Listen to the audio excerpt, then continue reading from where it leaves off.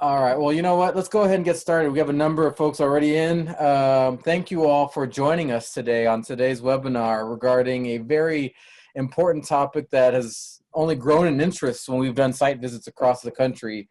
A topic that you all are familiar with, a topic that some of you all are wanting to get more information about, clearly by virtue of participating in today's webinar, and a topic that really is impactful with regards to not just addressing students' basic needs, but helping them kind of get through higher education using advocacy centers in particular as a retention strategy. And so I have the distinct privilege of welcoming today's guest speaker, Ms. Lisa Black, the Director of Student Success at San Antonio College, one of our project success institutions, and somebody who's been committed to this work, and not just the time that she's been at San Antonio College, but her entire career. And so I'm going to give a quick bio, and then I'm going to let her maybe fill in some blanks that I might have overlooked, and feel free to ask questions throughout the presentation. We'll definitely have a Q&A at the very end, but I know that both Lisa and I are always open to stopping a presentation to directly answer a question that might be related to something that was brought up. But an introduction. So Lisa has a bachelor's and master's degree in social work and has more than 14 years of experience in higher education, serving in several faculty leadership roles throughout. She's currently an associate professor of social work at San Antonio College. And in fall 2016, she helped launch a retention program that provided holistic support services, basically to address students and all of their needs that they were having outside of the classroom, basic needs and security, so to speak. Her work is grounded in the principles set forth by Abraham Maslow and his hierarchy of human needs, as many of you all are familiar with. And everything comes after a student's need for the basic needs: food, security, shelter, and clothing. The Advocacy Center at San Antonio College, Student Advocacy Center, has a food and hygiene pantry, clothes closet, and provides case management and counseling, as well as emergency assistance to students in crisis. The center is a living learning lab utilizing interns from regional accredited universities to support students with these critical non-academic needs. Now, that's a lot. But I will say, as somebody who's had the pleasure of working closely with the team over there and with Lisa,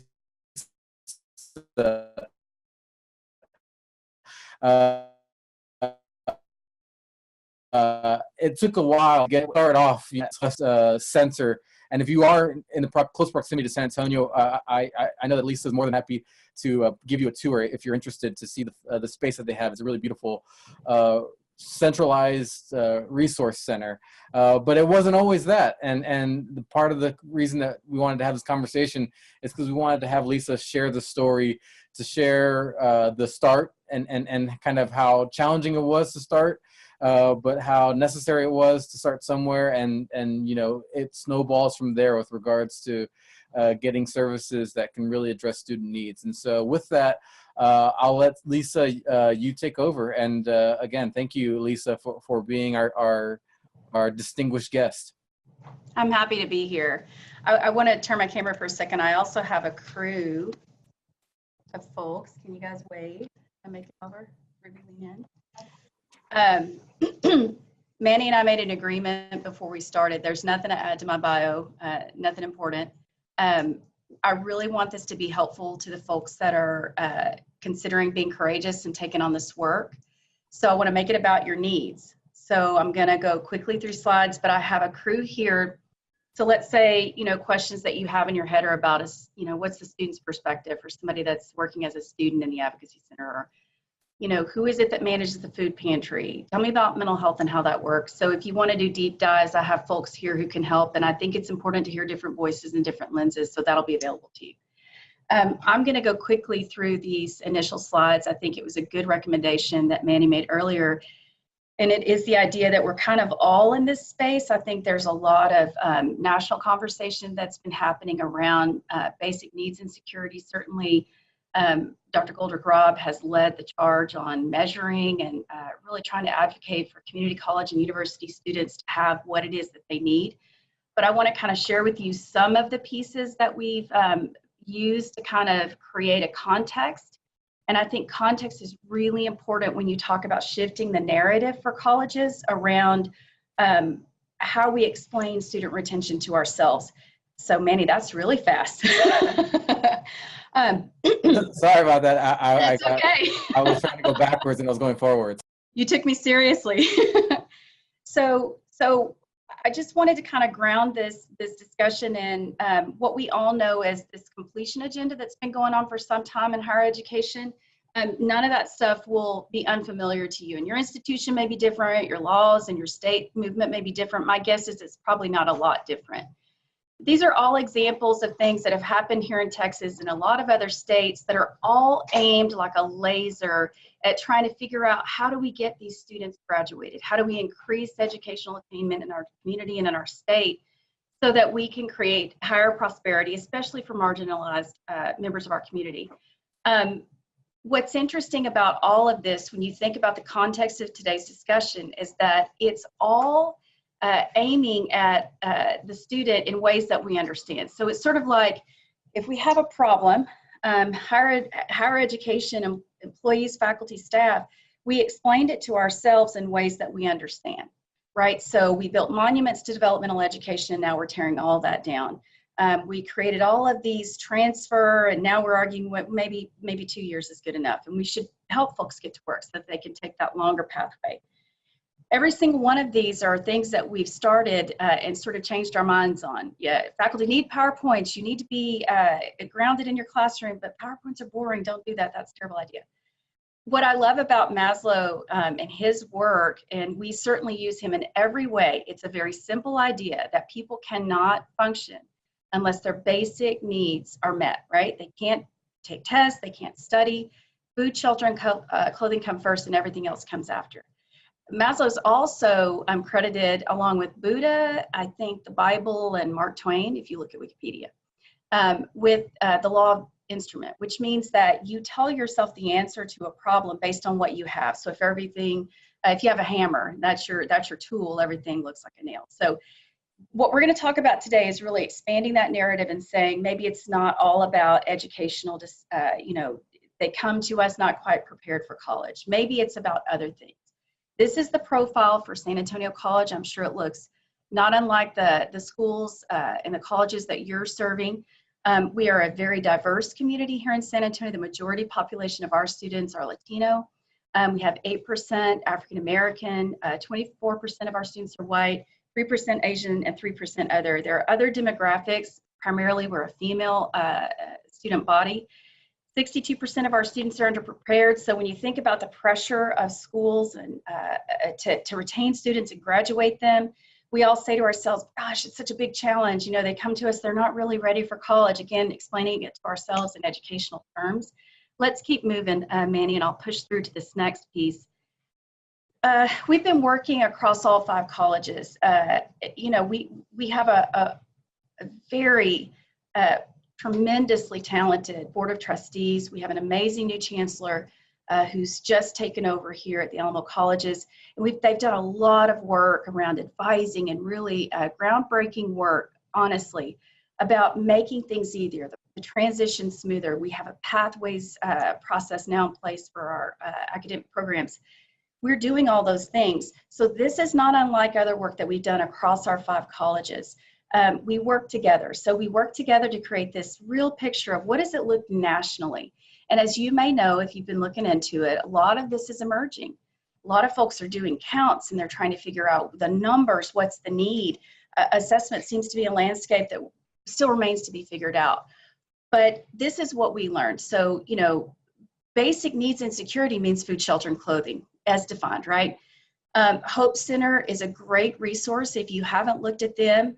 And they are producing constantly writing about these issues. We did the we looked at the 2018 survey that they produced, and we used that to ground what we understood, how we compared to national samples.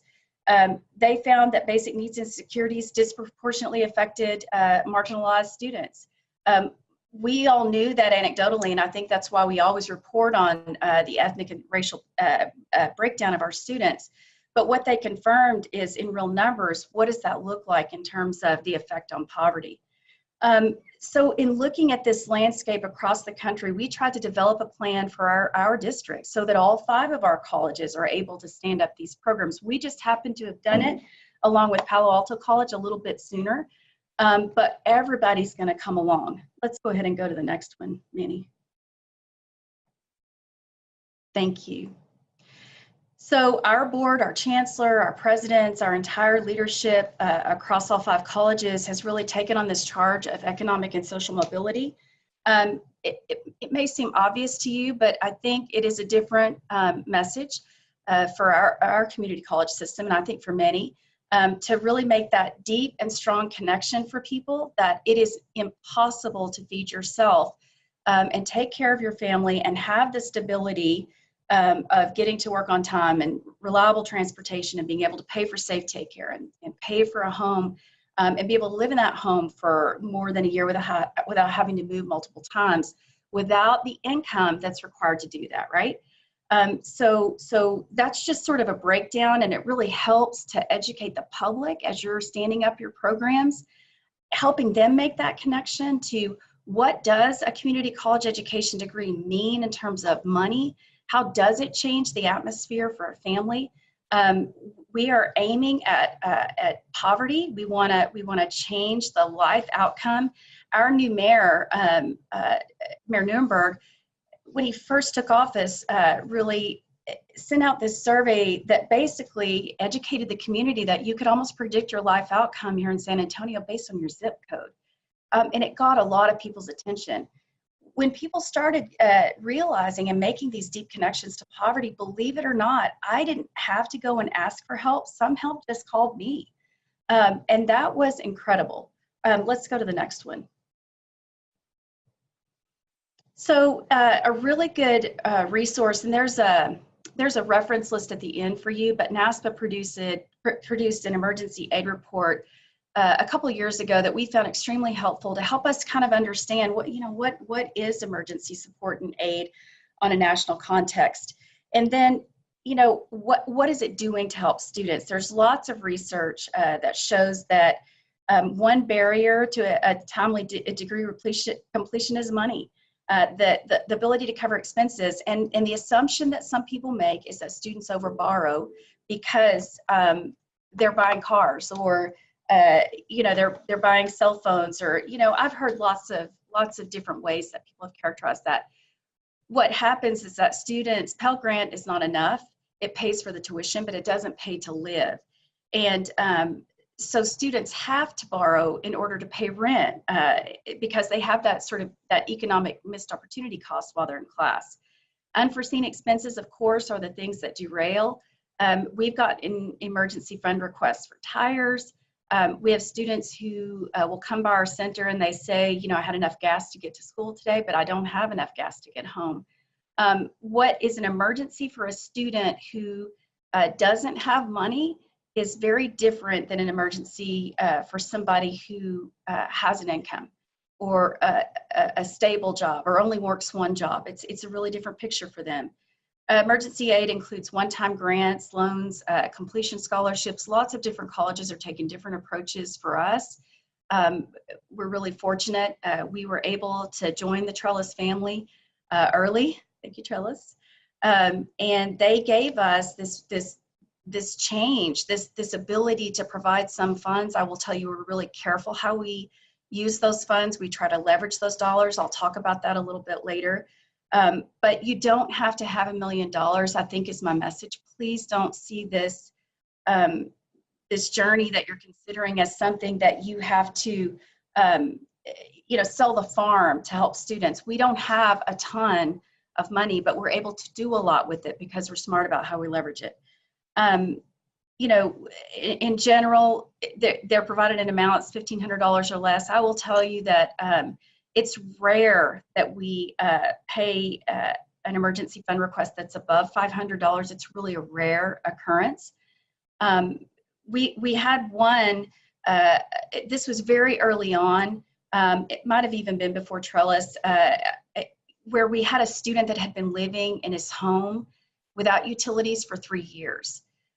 He had been essentially camping, And so that emergency fund request was quite large, but we're really judicious about that. Food pantry, housing assistance, transportation assistance, book vouchers, all of those things are considered emergency aid. And they're really all aimed at what barrier can I move out of the way for that student who is already spread so thin and has so many worries and concerns, so that they can focus and they can be retained here in college. Let's keep going, Manny. So this is, I love this. I'd never heard this term before. Our chancellor presented this at one of the board meetings, but it's a moonshot. I think it's amazing. As a social worker, I've been on this journey toward that moonshot for my entire career, and many of you probably would say the same. But articulating that to the public and saying to everybody that partnering to end poverty through education in Greater San Antonio is a bold statement that needed to be said. So our goal is, how do we reduce the barriers that are related to poverty so that a student can graduate and earn an income and a reasonable living? Go ahead, Manny. This is a picture that you may find helpful. When I first saw it, I'll be honest, I was really intimidated. But it's important because this is the picture of what it really takes to end poverty. Your college may have something similar, or your district may have something similar, and if they haven't seen that, this might be something to share. But this gives you a sense of all of the strategies that are being brought to bear to help to, aim every resource that we can call on, that we can leverage to help our students. We know that it's bigger than math. So this gives you a sense of our connection to ISDs. Alamo colleges just passed a promise program in which it'll be free tuition for any student in Bexar County. It's the last dollar in. FAFSA is going to be a big goal to make sure that we're at least exploring those dollars.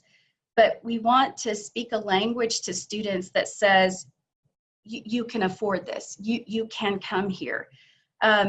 Cafe College is a really phenomenal program. If your community has something like this, our city has this centralized location where any citizen or student across San Antonio can walk in and get support to fill out a FAFSA and get lots of questions answered. And then as you walk through this diagram, and I won't spend time on all of it, but in the green in the center is where we live, really. It sort of gives you a sense of all the different pieces that we're attempting to leverage in order to bring that basic needs social support to each and every one of our students.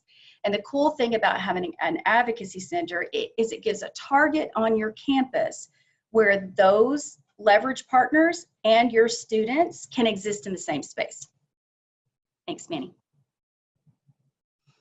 So this I love. Our chancellor's been using this slide to talk about the student profile, right? So all the demographic data that we looked at briefly earlier. I'm sure you have similar things.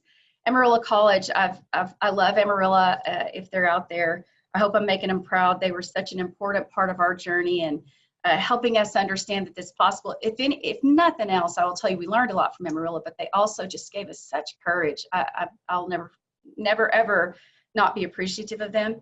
And they have a similar student profile, but this is ours, and this is a poverty-informed student profile. So what we did is really took all the data that we have, that we could distill, and we matched all of the demographic data that was being presented to the community by the chancellor, but we made it poverty-informed, right? So 44% is our housing insecurity rate, and I will tell you that we participated in the Hope Lab survey that Dr. Goldert-Robb did in 2016, and that was really a galvanizing experience.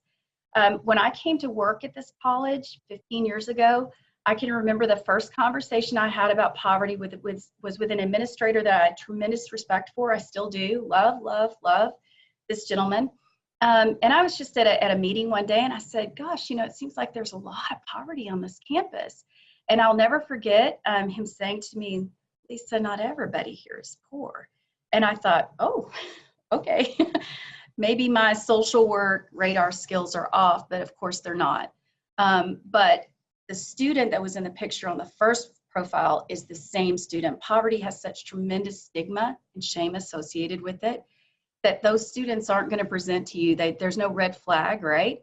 41% was the food insecurity rate, and really those two numbers changed the atmosphere for our college. We then had a piece of data that we could assign. We weren't making guesses based on Pell eligibility, because I think we had been using that proxy to define poverty to ourselves for so long that it didn't even have any meaning anymore. And I'm not even sure that anybody on our campus understood what Pell meant in the first place. I mean, they knew it was to help students who were low SES, but they had no context for it, right? The 55% of the students who responded, and we had 1,600 students that participated in that survey, who were housing insecure were parents. And this is really important. This isn't a student issue. This is a human being who's a parent and a wife and a husband, who happens to be on our campus trying their best to get an education.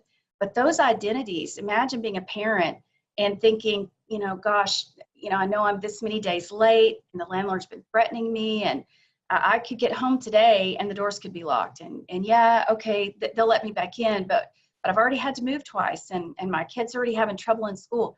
That dialogue inside a student's head is going to prevent any of our fabulous PowerPoints from getting through, right? And it's going to make a lot of inability to focus and to be present.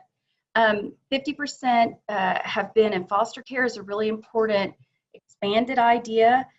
We've been all about the language around aged out foster, right, for a long time. And a lot of funders and interested philanthropists have been really trying to help these students. We all get it, right? What I love about the research that the Hope Lab is doing is that they expand that definition, just like they did around housing insecurity. It's not just about being homeless, but don't you want to prevent homelessness?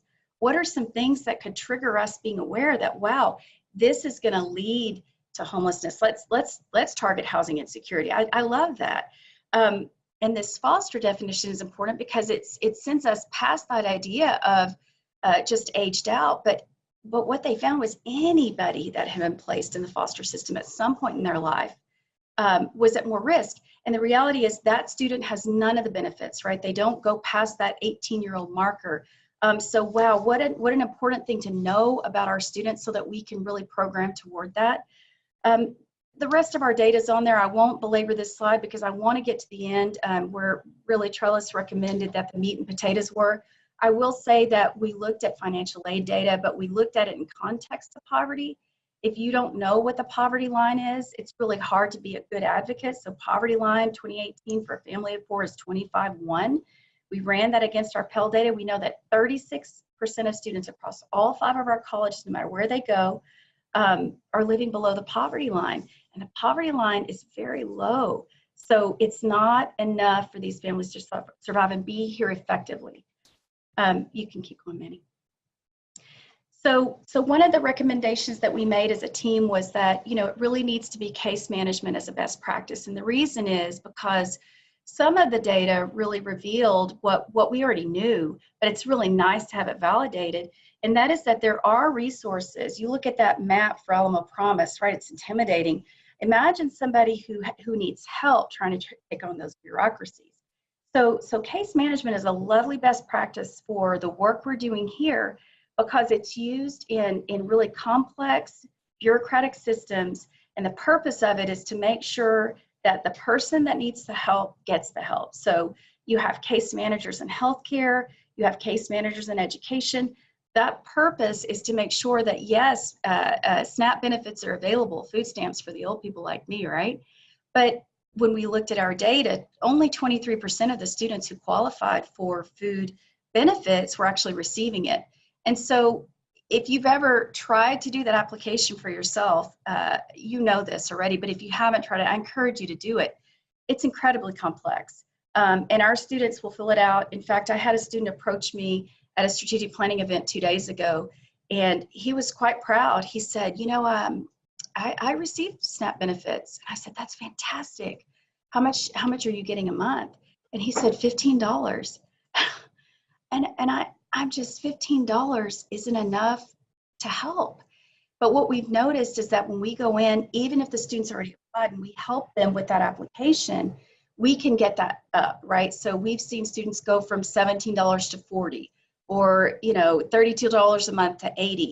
It might not seem like much, but for a student over time to have access to that safety net, it's really critical. Case management is holistic. It will help you avoid this sort of constant crisis, problem-solving crisis intervention mode. If a student comes in and you say, what's your problem? And my problem is food, and here's a food pantry, you will have solved temporarily one issue. They won't be hungry that night. But the problem with that is that it exhausts your resources on one problem at a time. What we've decided for ourselves here at San Antonio College is that we're going to take on the whole student. When the student's ready, we don't prevent a student from getting access to our food pantry, our clothes closet, if they don't want to engage in case management support. But every student who comes to our center is allowed case management support. I'm sorry, I'm trying to make my phone be quiet. I think I'm going to unplug it. Can somebody take care of that? It's relational versus transactional, and this will be a temptation. I will tell you, when you begin to think about taking on this work, it's so tempting to say, well, gosh, there are all these resources out there. Let's just get a website and let's put together a list of services, and we'll make links and phone numbers. And what I can tell you is I'm an old social worker. I've been around a long time. I've only ever practiced in San Antonio, so maybe your community is different. But when a student is distressed, when the human is in distress and they're trying to take on that system and they're trying to get the help that they need, it takes very few no's or not nows, or yeah, we can help, but you've also got to go to 3 other agencies to get the additional support to push that all together to make rent, right? It takes very little of that for someone who's in distress to just give up. And trust me when I tell you, if chasing down resources is going to be their full-time job, and that's what it takes sometimes, school will not be a priority, can't be a priority. They have to take care of themselves and their families. The trick to case management is that it requires assessment. And we're 2.5 years in, as Manny said, so we've had a lot of time to figure this out. It was not easy, but it was so worth the journey. And I'll kind of show you what our model looks like in just about 2 more slides, I think. Go ahead, Manny.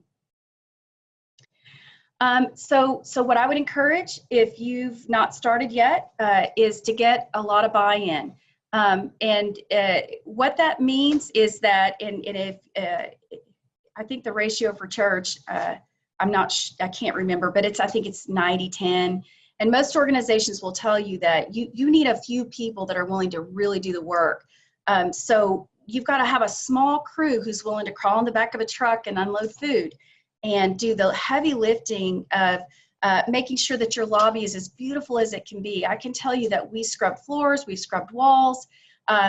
Even before we were in the space that we were in right now, we were in a dank, dark hallway. It was all we could find. And let me tell you something, our president and our administration had to really work hard to make sure we had a place to at least start. But it's not always the best. We did everything we could to make it beautiful, because you've got to present to the students this idea of humanity and respect and dignity, right? So that means that everything matters when they walk in that door. But you need a committee of people who are your cheerleaders and then are on your team. And I really would recommend that you have at least one administrator involved. You need faculty to be a part of that. This idea of taking on poverty and getting students to your center and to your support services, faculty are such a huge part of that. And I will tell you, they've gotten a little bit of a bad rap. I don't know a faculty member who hasn't dealt with poverty, hasn't bought a book or called a publisher and said, send me an extra desk copy, but really they didn't want it for themselves, they wanted it for a student. The reality is, though, faculty aren't trained to deal with a student in crisis. I am, right? So if a faculty member has somebody who's in distress and they're trying to help them, sometimes they get overwhelmed, they don't know how to speak, or the right words to say, and so they say nothing. They're not unlike other people, right, in our community who may not be signed up for this work. But having faculty on that committee really helps that faculty-to-faculty connection.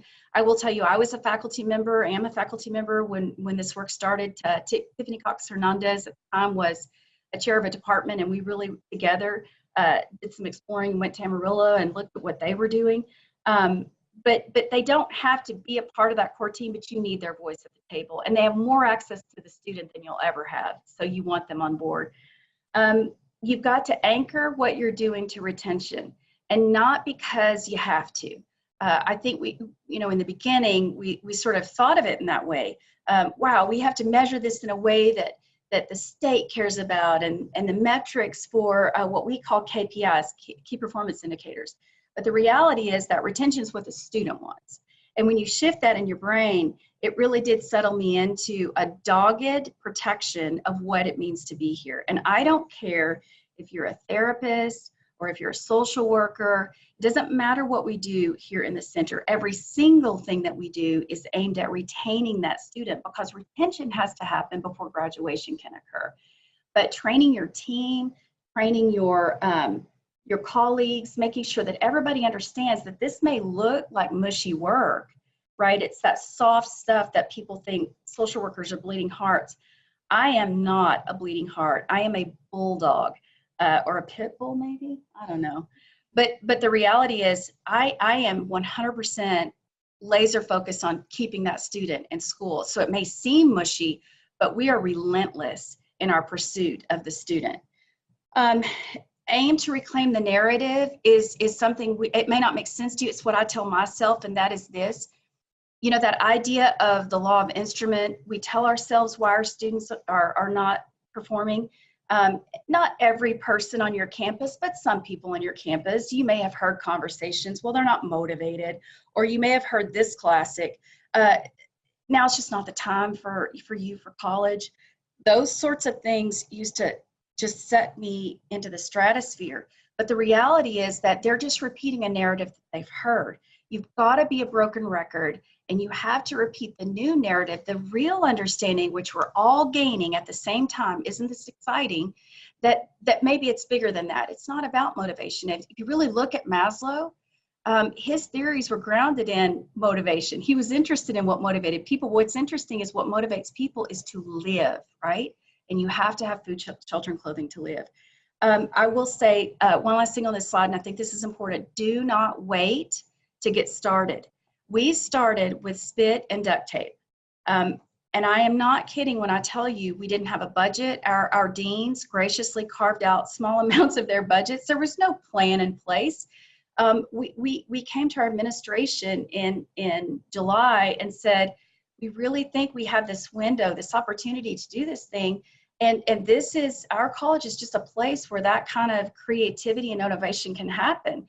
But we didn't ask them for $1 million and for a building and all those other things. You can't ask for those things to get going because it's scary. And no one knows as you're breaking that ground how it's really going to turn out. I think you have to demonstrate some success or some interest. You have to stir the community, the family of the college that you're in. And once you get to that space, those things come. And that may sound crazy, but it's what I believe made things work for us.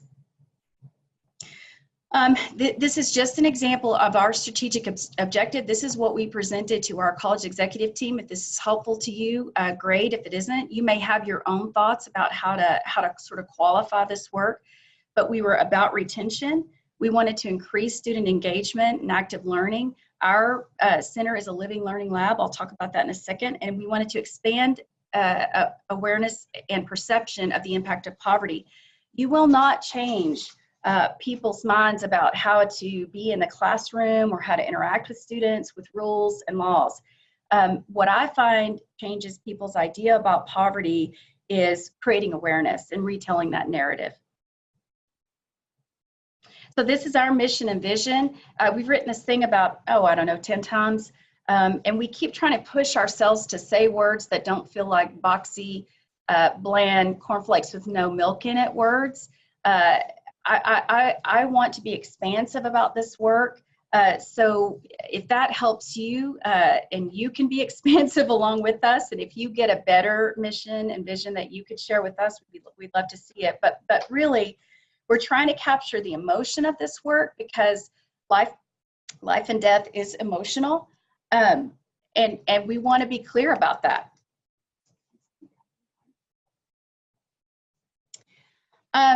So Living Learning Lab, we have an internship model that we work from here, and it didn't get built overnight.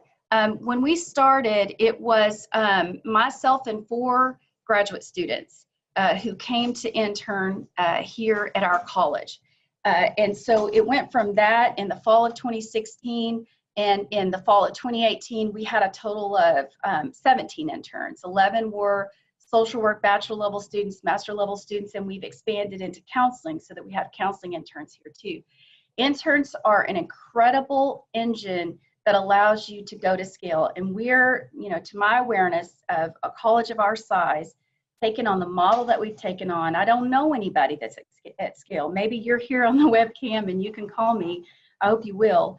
But I think what we've done is a little different in terms of numbers. But the way we accomplished it is through that Living Learning Lab model. But it is grounded. I can't emphasize enough. It is really grounded in excellence in social work and counseling practice. And it's grounded in, it's deeply rooted in theory. We are not coloring outside the lines when it comes to their professional boundaries. And I'll talk just very briefly about that. And if you have other questions, reach out to me. I love Dr. Russell Lowry Hart, the president of Amarillo College. He has a wonderful team and a community that has bravely taken on poverty, loudly taken on poverty. I think that's important. He says you don't have to be a social worker, but it pays to know one. He also says a lot of really other neat things. I'm sure he thought I was crazy for putting this on my slide, but I just love it when he says it. Social work is a discipline that has a social mandate. They operate under 6 core values that are all about social justice and the dignity and worth of person, and the importance of relationships. Those things, integrity, competency, you want to ground your work in poverty around a discipline that has that social mandate, and also, by the way, has incredible practicum and learning requirements for these students that match up nicely with the mission of the center. You need university MOUs, obviously. You'll have to create student learning contracts, which isn't easy. When you get to that point, if you're not to that point yet, please feel free to reach out to me. That's really hard work because it needs to be good for the student. It can't just be to have somebody to answer your phone. And the main reason is that they will tell on you, right? If you're not meeting your requirements for these students, believe me, they come to you with a lot of hope for learning and a lot of hope for expanding themselves. And the universities really tightly manage that relationship. So we're aware of that. We're happy to live up to that obligation and requirement. But I think when people are thinking about internship programs, they need to be aware going in that there is really an exchange of goods here. And it's your time and your patience. Your place has to be a safe place. I tell my interns all the time, and they will tell you, it's okay to break eggs. We break a lot. We break a dozen sometimes a day or an hour. But the parameters that we put in place, the bumpers, right, so that it's safe for them, and the mistakes they make aren't life changers or career changers or enders. And then we always cover them. We have their back, and we protect them and support them when needed. There's intensive onboarding required, lots of ongoing training. You have to have the right licensure of your staff if you're going to be doing supervision. Of course, you have to have an LPCS to supervise counselors. A BSW can supervise another BSW. My opinion, I don't recommend it. I think a master's level social worker with a little experience is really better for a bachelor's level student who's still learning. They're aspiring to be you. So sort of grounding them and bringing them into their own safely in their bachelor's and pushing them toward those master's level competencies, I think it's more fair to the student. But you do what you have to do. There are a lot of bachelor's level social workers that have been around a long time that know a lot more than me. Okay, Manny, we're going to talk about the food pantry. I love this picture, and I never get to share it. So I was the boss today for a minute, and Trellis didn't delete it. Thank you, Manny. So this is our very first food pantry, and I'm showing you this first before you see our center, because I don't want you to see what we have and think, oh my gosh, we'll never do that, because we didn't think we could do it either. This is our first food drive. That's a sea of peanut butter and 1 jar of jelly. And I think you can feel just like that jelly jar when you're starting this work and you want to champion students and you want to talk about things about like poverty and ending poverty. It can seem big and overwhelming, but be brave, just like that little jar of jelly. Here's one big thing. If you're going to do a food pantry, consider long-term having a backstock. You need a place to store the extra food that you're going to get, cross your fingers, right? So that you don't have to constantly go back and restock. And we can answer questions about that because that's the hard work of this work. You need space for shelving. You got to be ADA compliant. Your laws in your states may be different, but I will tell you probably they're going to want you to make sure that your shelves are 6 inches off the floor. And hear me when I tell you, we didn't know that going in. And we put a whole room full of shelving in only to figure out that we hadn't done it correctly. And then we had to live with it that way for a year. So whoever this helps, I'm just saying it just in case. We're client choice. That's really where most pantries are moving.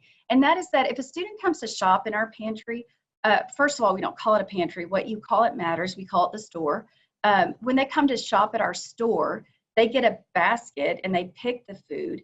We have some limits. We got some really good advice from Emeril in the beginning about, it's 2 items so that, you don't have one student come and wipe out the macaroni. I can tell you that's happened a couple of times to us, and the students behind them are like, where's the macaroni? We break rules about our rules. We really don't call them rules, we call them guidelines whenever it's necessary for a student. But you just want to have students have a sense of sort of respect for the fact that, don't take all the bread because somebody else is going to want bread kind of thing. Ideally, it's best to have a possibility for multiple students to be in your pantry. We weren't always in that position, but you need to think about where the student's going to sit. You don't want the students who are waiting for the pantry to sit where they can see inside the pantry. We did that's a bad idea because they make ugly faces and they're like, I'm in a hurry. Little things that we learned along the way. You should include hygiene. And this is scary, and we were scared. And even right now, we're kind of low, but hygiene is something that's really important. You don't think about the value of having a toothbrush and a toothpaste. And if you can't brush your teeth, how difficult it is to function. Having deodorant, and for women, for goodness sakes, to have feminine products. I mean, those things are sometimes way outside a student's affordability. Diapers, we have all of that available to our students, and that shopping process is separate. They shouldn't have to shop for food while they're shopping for hygiene because they're really 2 different needs.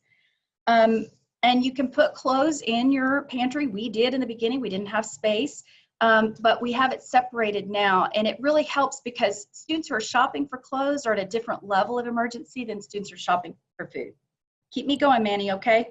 I want to add that one thing that was really neat that I saw having young children that understanding that they can get in the way is that you all in your new space have a child kind of waiting area that has coloring books and things that again, to go to your point about providing dignity to the individual who's going through these experiences.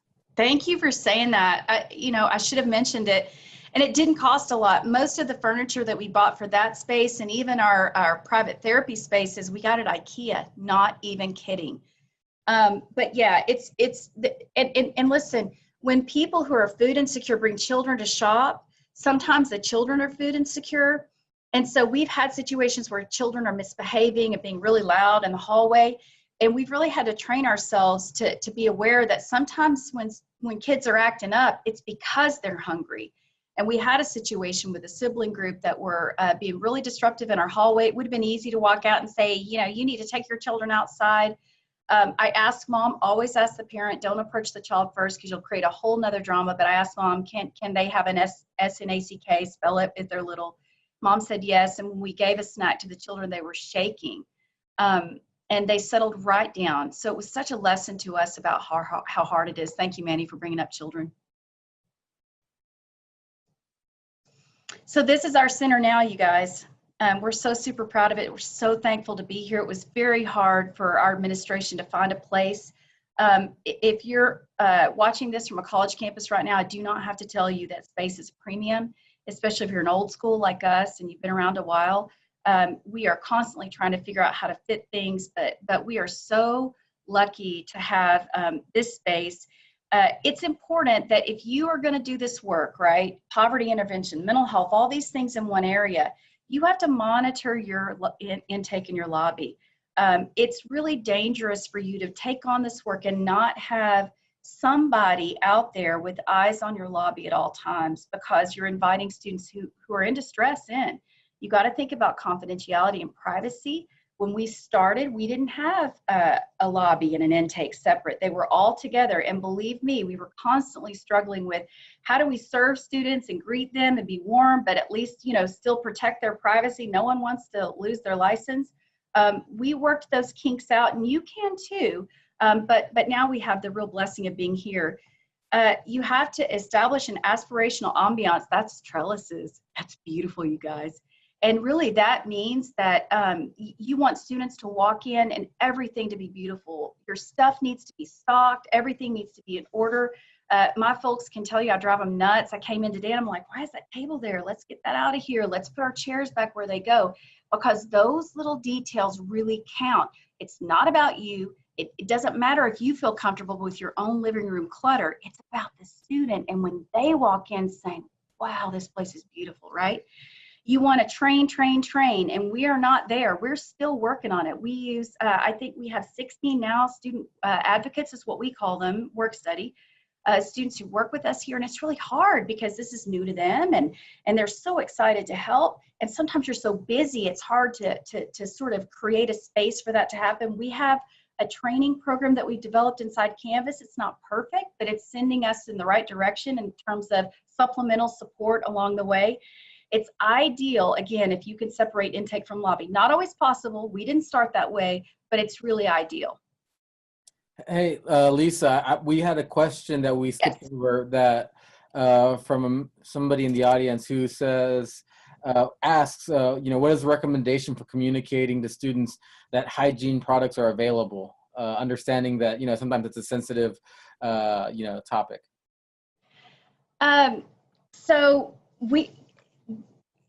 It's interesting. We got about 10 minutes left, Manny. So I just was asking my team, make sure that I get to where I need to get for the folks. So if you guys are listening and you've tuned in and I'm not where I need to be, please send the question to Manny. Regarding hygiene, you know, we have case managers here. And so the hygiene issue wouldn't be taken on in the hygiene area or the food pantry where it's located. That issue would be taken on in a much deeper relationship in a more personal way. It's a tough one. You've got to be really careful. Sometimes students don't have a lot of options. They've been shamed. Sometimes they're so used to it because they've lived without for a long time that that's their norm. And so it doesn't seem weird to them. I think hygiene is something you have to be really careful about. I would say start by putting the supports in place, making all of that available to the student, and then trust the student. I think if they have it, they'll take care of themselves better. Just don't assume that it's a choice, maybe. Okay. I'll do this really fast, but it's big. If you're trying to think of where to go with this, right? Where am I going to put this? How are we going to serve so many people? When you see our numbers, I think it's the next slide. I'm going to prove to you this is possible. When we got into this building, we created a hoteling environment, and businesses do it all the time. My husband works in a hoteling environment, and that's this. You don't need private space every day. You don't need private space every hour. You do need it, and we have it available. We have 6 private spaces where therapy and private assessment take place, and you check it out just like you would a Holiday Inn room.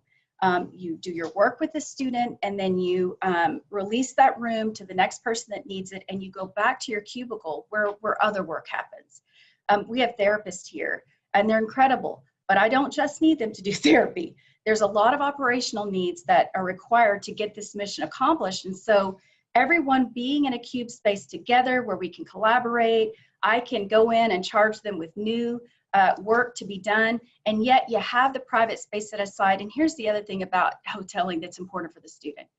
Our hoteling spaces look like a real therapy space, not an office that is for somebody's work, and then they turn to the left to do therapy. That's really critical for somebody. They don't want to see your children and your happy life and your degree and all your stability that you're surrounded by, right? That's where they want to get. But while they're in this consumed space of distress, we clear all that clutter and we make it 100% about them. So those rooms are free of any identification. It's just about them, right? They all have couches in them. We bought them at IKEA, super cheap. But the couches are important for people who are overweight or who have disabilities, or who if they're going to come and unload and unburden themselves, they need to be comfortable. And they also have 2 chairs so that supervision can happen for counseling, or interns and social work. Thinking about that going in will save you some time later.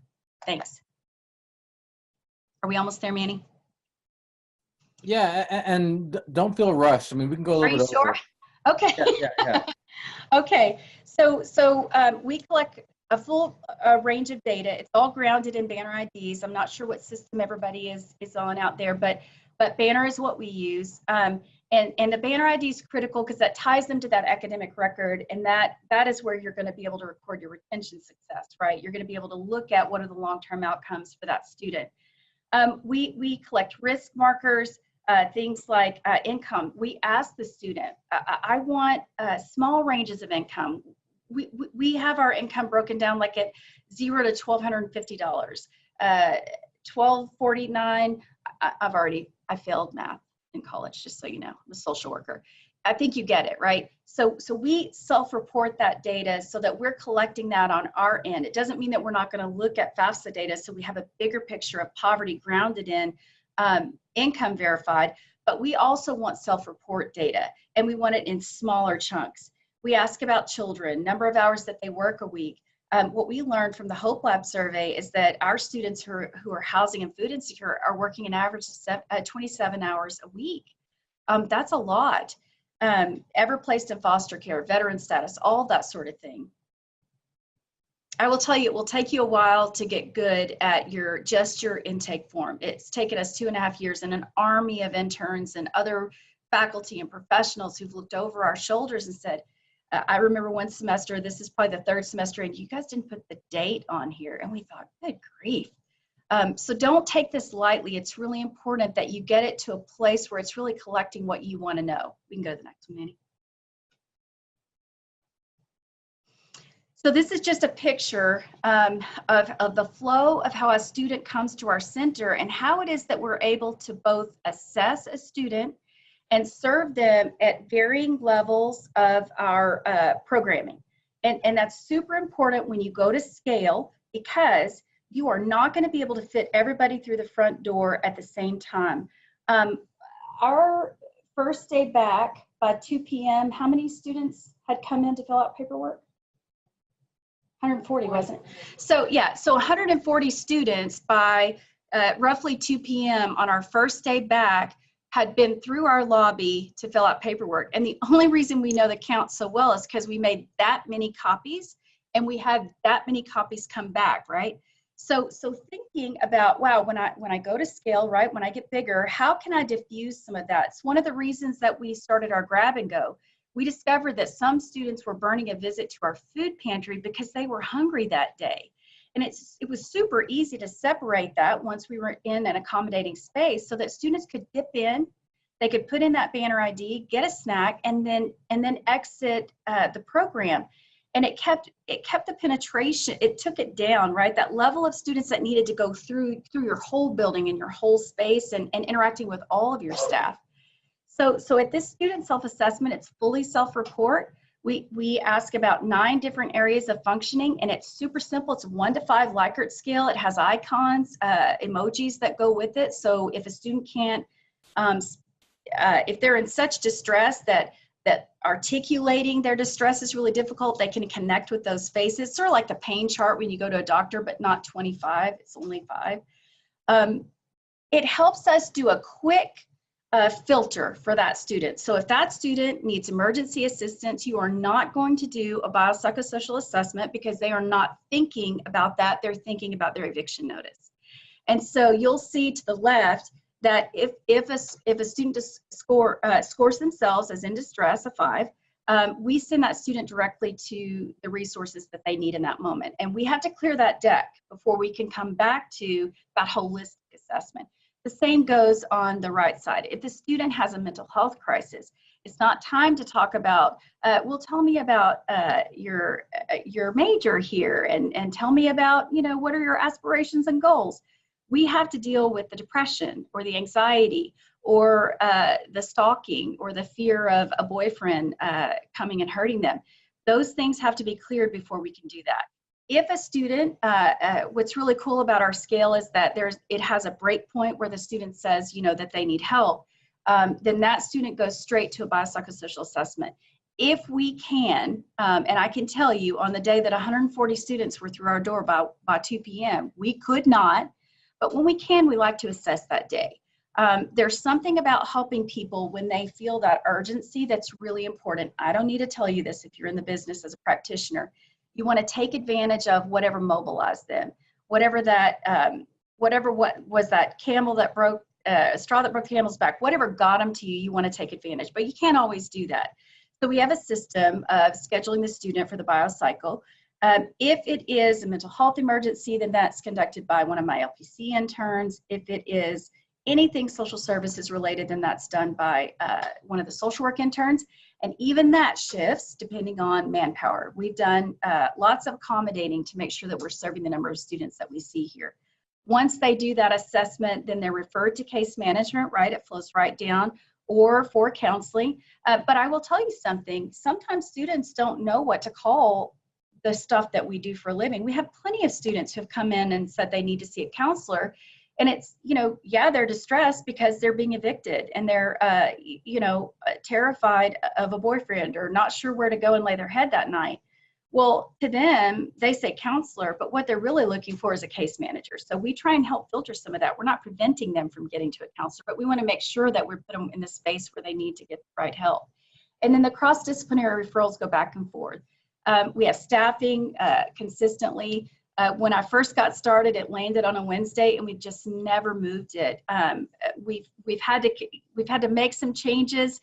We have construction going on, and so we've thought about moving it to Friday. But we keep it there because we stick to it like glue. The students plan on it, the staff plan on it, the entire center operates around it. That idea that everybody that touches students is in a room at the same time. Talk about how you do this work. Oh. So this is our program evaluation plan. This is the bread and butter of how we validate the work, right? So at the top is our forecast. So these are all the places that we can collect data, and we'll collect data to tell us what the level of need that's coming our way. That helps your administration budget. It helps them think about positions, and it puts you ahead of the curve before the crisis hits you. You can't always do that. We didn't start with a budget, but if you can, it'd be super helpful. Our assessment is all tied to that pre-post self-score that the student does. That feeds right into the student learning outcomes. We're measuring self-efficacy and whether help was secured. And then that flows right into the program evaluation, which ties right to retention. That is based on that student's learning outcome. Did they know the things? Did they get the things? Do they have the relief, right, the distress that is needed for them to be retained in college? And I will tell you that the cool thing about the instrument that we've developed is that it can be aggregated across issue area, across cohort. We hope to compare it between our colleges and really try to refine that sense of what level of distress seems to make a difference. Where's that break point where we really see that impact on retention? And what services do we provide that seem to reduce, right? That's ultimately what we want to know. And the bottom line is if there are things that we're not doing that aren't helping, we don't want to do those anymore. So here are a list of references that we use to ground the work, to build our knowledge base. There's so much out there that you can read and gain and get perspective. You can visit institutions, Palo Alto College here in San Antonio College, of course, Amarillo College in North Texas. If they're close to you, I encourage you. They're very welcoming to visit them. But if you have questions, I have a crew. We're happy to help however we can. Thanks, Lisa. This is amazing. And I know Lisa has been very collaborative with all of her work, and she knows the value in it, and she's not trying to be proprietary. And so if you have, we'll share the slides with the group. If you have questions, I'll include her email as well if you want to email her directly. I know that willingness to share documents, forms, give you additional insight that you may have.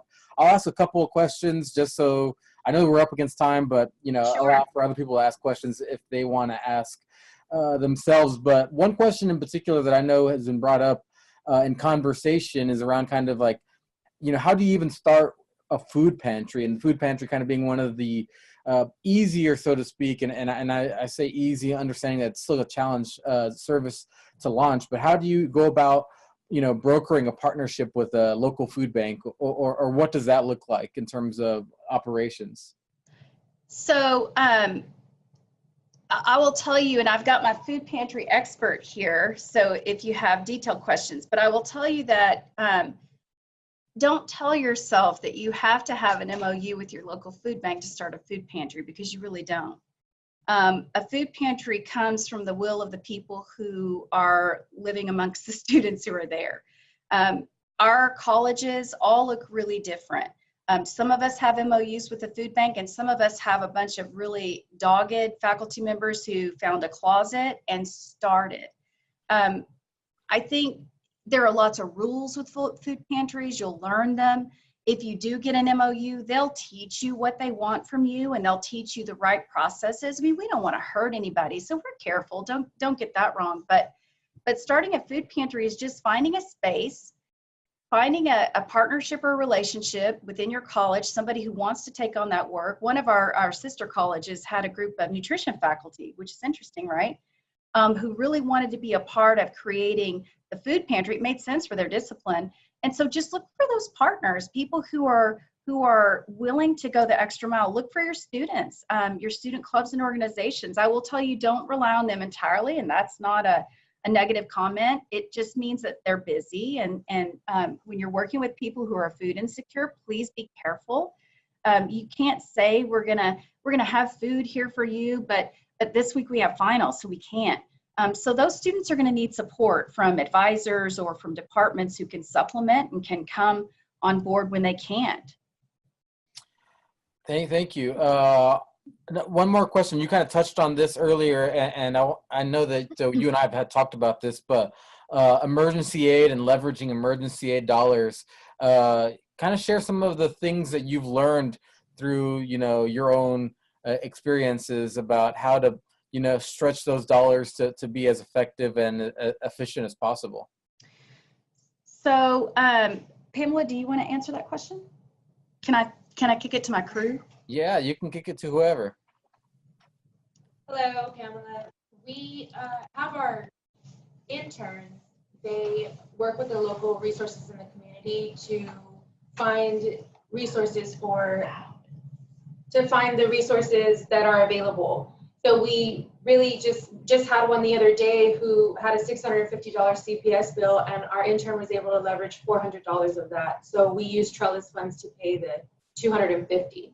So that's really what is the interns doing the work and calling the agencies and making partnerships, networking, just to find where the resources are.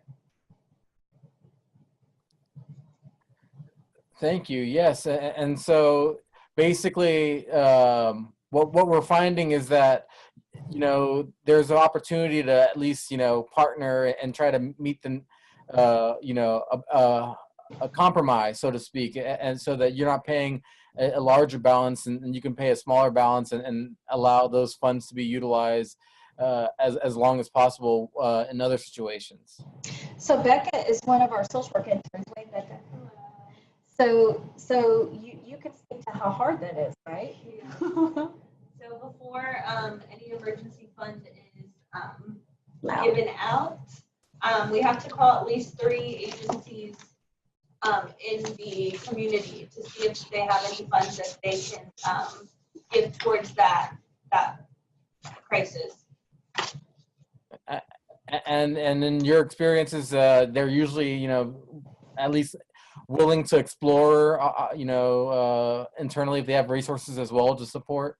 Yeah, it really depends on the agency and when you call. I know one of our agencies that we call often, they have been out of funds for the last maybe couple weeks. So we're having to find other agencies and other ways to get those funds.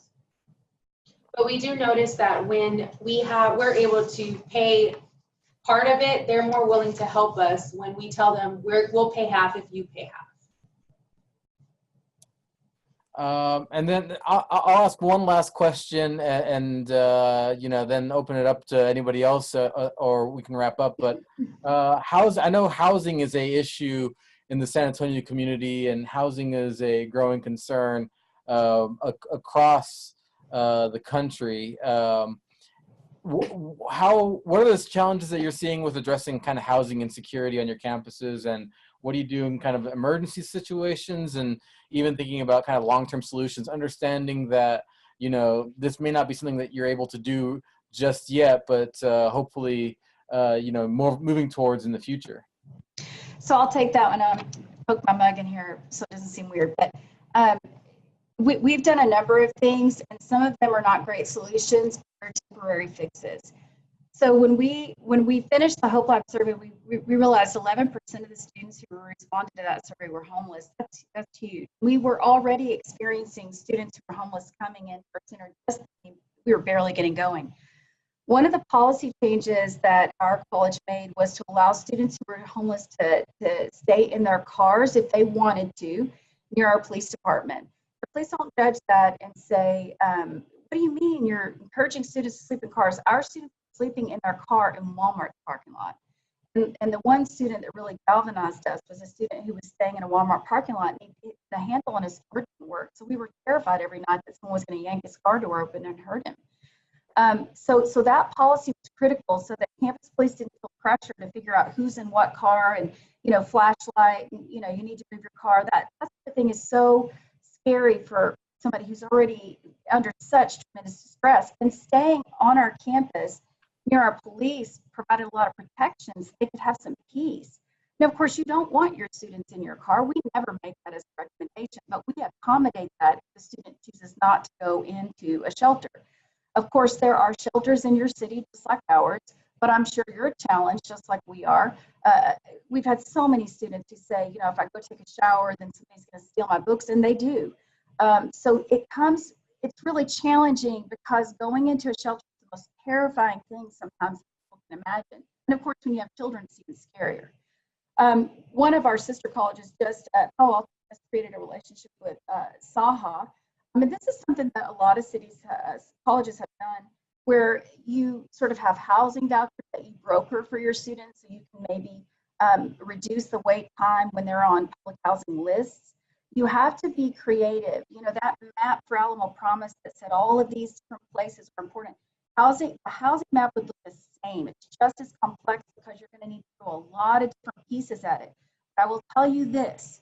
The most important thing you can do for students around housing is help them not become homeless, because then everything escalates.